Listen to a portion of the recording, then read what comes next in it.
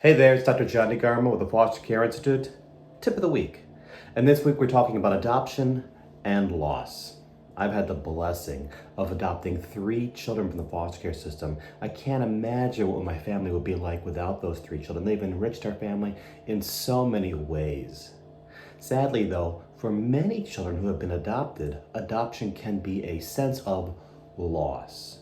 Yes, a happy adoption ceremony takes place. The family begins to feel very comfortable in the adoption. It's something they've been praying for and they've been blessed with. But for those children, sometimes adoption can be a sense of loss.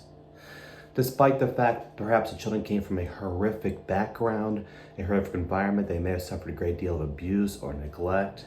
When they are adopted and they find this new family, their old family is now lost to them.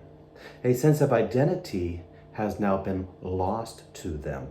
So after the adoption process takes place and the ceremony's over and some days or maybe even weeks pass, a sense of grief may come into that child. A sense of guilt may come into that child. They may be grieving the loss of their identity, their loss of their family. They may feel guilty about this adoption. They may have many questions. Was I not good enough for my previous family?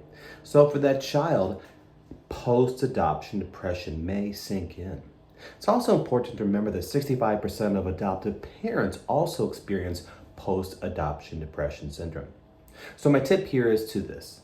Make sure you're aware of what this might look like. Do your research. Make sure you're compassionate and understanding and recognize that after adoption, it might be a time of difficulty as the family adjusts and perhaps faces some type of a post-adoption depression. Hey, for more on this, we covered this in the book, The Foster Care Survival Guide, which you can find at the Foster Care Institute. For the Foster Care Institute, with this week's tip, I'm Dr. John DeGarmo.